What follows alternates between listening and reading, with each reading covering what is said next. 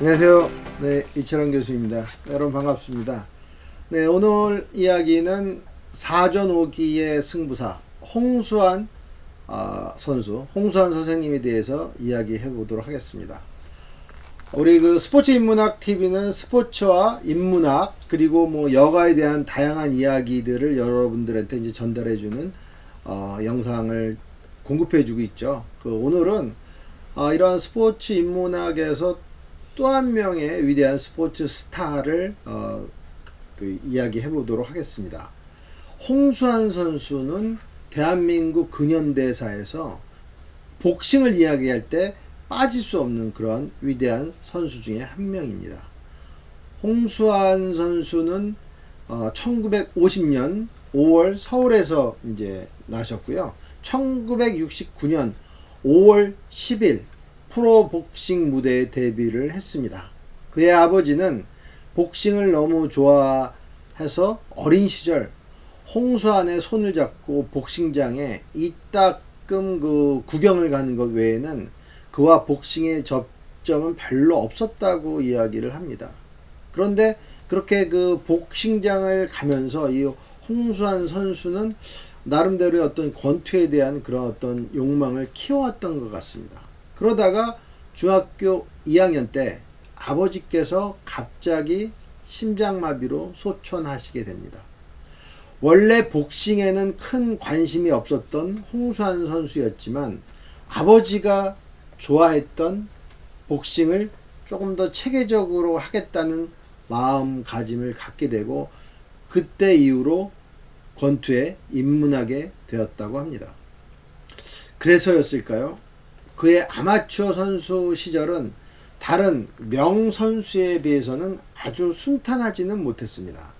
한 번의 승리를 거두지 못하고 좀 연전연패를 하던 때가 있었는데 이때 어머니께서 어느 날 수환아 한 번은 이기고 그만둬라고 할 정도로 아마추어 시절에는 아주 많은 두각을 내지는 못했다고 합니다. 그런데 이러한 홍수환 선수가 일약 스타가 된 계기는 바로 1974년 남아공에서 열린 WBA 벤텀급 타이틀 매치였습니다. 아마추어와는 달리 프로에 와서는 홍수환 선수는 이런 돌주먹을 자랑하게 되죠.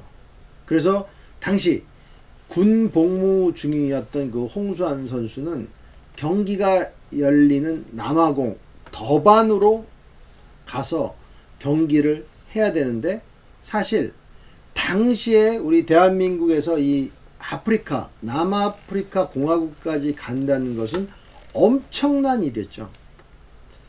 당시에 거의 이틀 정도 걸리는 그러한 여정이었고 그뿐이 아니라 당시에 우리나라 상황적으로 해외여행이 굉장히 금지되던 그런 시기였어요.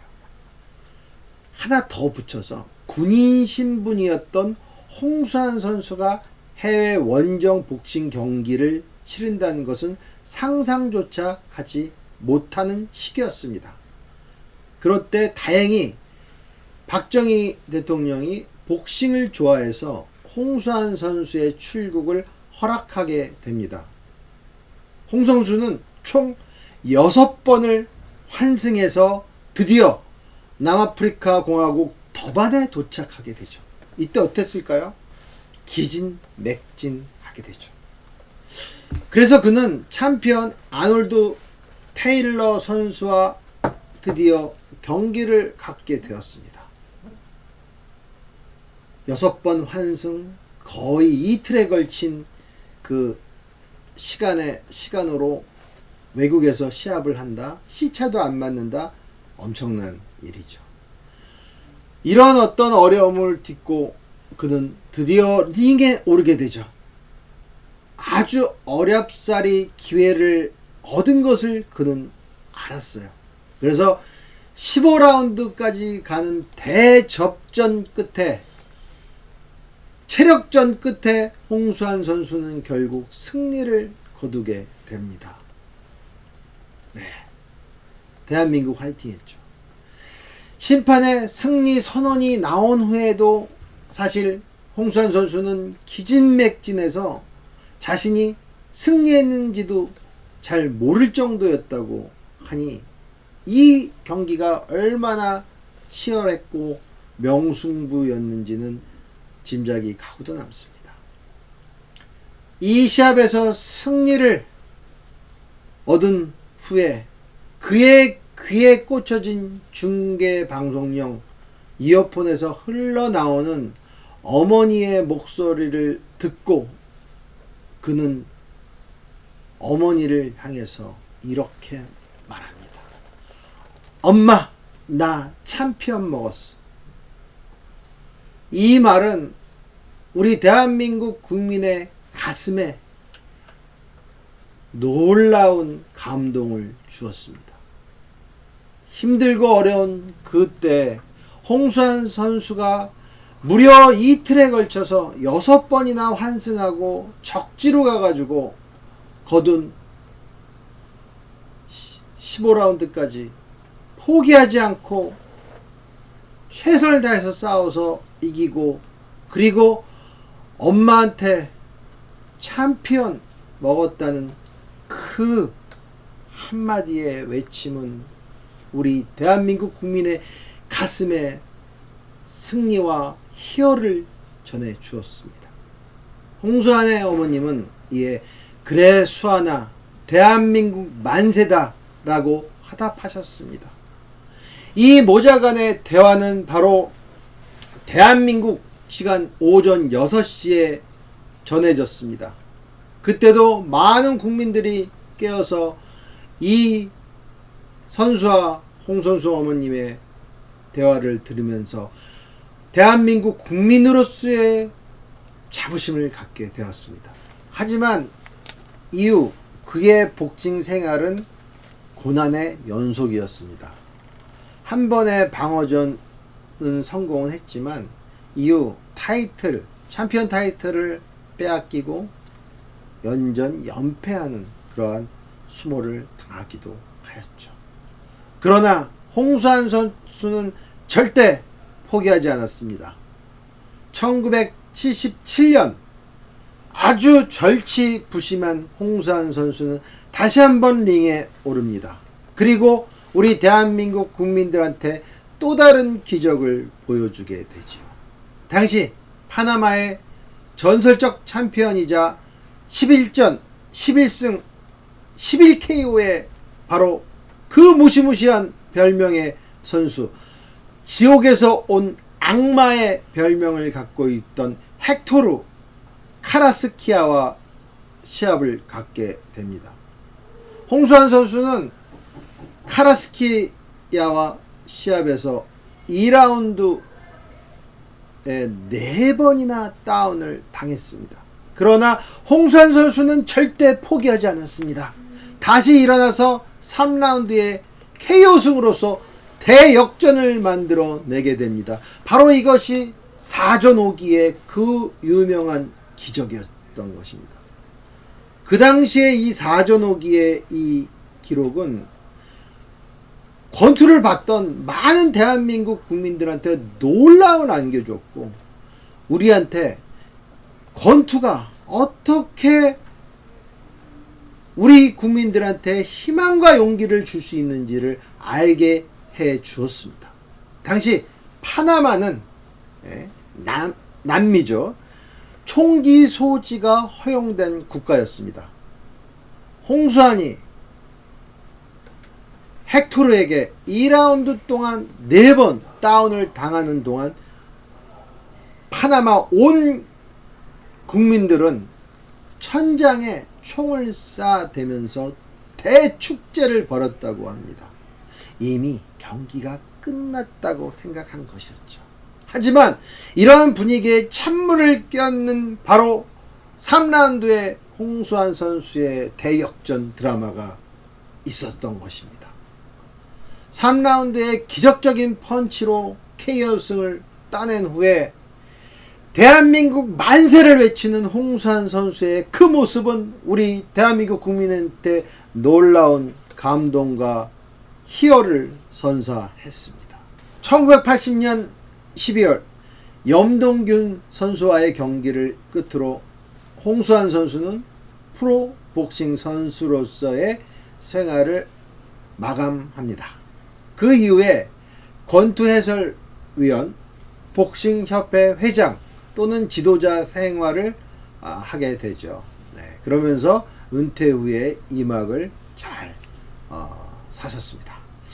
물론 그의 인생에서는 뭐 여러 가지 이슈가 많았죠. 그러나 저는 그에게 기억되는 것은 바로 사전 5기의 기적이었습니다. 우리 대한민국 국민한테 주었던 그 힘들어도 좌절하지 않고 이기는 그 감동, 그것을 우리는 기억하게 되고 지금도 저의 마음속에 그 장면이 그대로 남아 있습니다. 오늘 우리 이 영상을 보시는 여러분들한테 홍수환 선수의 이야기는 바로 많은 가르침을 줍니다. 그 첫 번째는 바로 4번 다운당하고 모든 사람들이 힘들다고 할 때도 일어나서 다시 역전 KO승을 만들어낸 집념입니다. 홍수환 선수가 가르쳐준 그 집념, 우리 힘들고 어렵다고 해도 우리는 결단코 좌절해서는 안 됩니다. 시련이 있기 때문에 더 앞으로 나가게 되고 그 시련을 갖고 우리는 멋진 삶을 만들어내야 합니다. 그것이 바로 신이 우리에게 내려준 삶의 소명이고 나아갈 길이기 때문입니다. 두 번째는 홍수환 선수가 우리에게 보여준 것은 힘들고 어려워도 꾸준히 나아간다는 것입니다. 꾸준히 나아간다는 것. 아마추어 선수였을 때 좋지 못한 성적을 가졌지만 부단한 노력을 통해서 프로에 와서 위대한 선수가 되었습니다. 홍수환 선수의 삶에서 중요한 것은 훈련이었습니다. 자기 절제와 자기 인내를 통한 엄청난 훈련이 바로 남아프리카 공화국까지 가서 챔피언 벨트를 가져오게 했고, 그 다음에 남미 파나마까지 날아가서 남들 다 포기했다고 하고 힘들다고 할 때를 대역전시킬 수 있었던 원동력이 됐던 것입니다. 저는 홍수환 선수를 통해서 그냥 위대한 선수라기보다는 바로 정신력의 승리를 보여준 표본이라고 이야기를 하고 싶습니다. 한국 사회에서 권투는 그냥 권투가 아니죠. 대표적인 헝그리 스포츠이지만 거기에는 우리 대한민국 국민들의 희노애락이 다 들어있는 놀라운 스포츠입니다. 우리 60년, 70년대 김기수 선수라든지 홍수환 선수라든지 박종팔 선수와 같은 위대한 권투 선수를 통해서 우리 대한민국 국민들은 힘들어도 어떻게 삶을 잘 살아가는지를 깨닫고 느꼈던 것입니다. 네, 오늘 홍수환 선수 이야기를 하면서 홍수환 선수의 승리가 우리 현대를 살아가는 우리한테 어떠한 의미를 주는지에 대해서 여러분들께 말씀을 나눠봤습니다. 오뚜기 같은 삶을 사는 것, 어떠한 시련과 고난에도 포기하지 않는 것, 그리고 정신력을 조금 더 강화하는 것, 이것이 바로 인생을 멋지게 사는 것이다 라는 것을 홍수환 선수는 경기를 통해서 보여주었습니다. 여러분들 힘들고 어렵습니까? 그 힘들고 어려울 때 스포츠 인문학에 나오는 수많은 스타들의 운동, 훈련, 정신을 통해서 다시 한번 나의 삶을 되새겨 보시기 바랍니다. 그리고 앞으로 전진해 나갑시다. 우리 삶은 신이 준 놀라운 은총이기 때문입니다. 네, 여러분은 여러분 삶의 비활입니다. 감사합니다.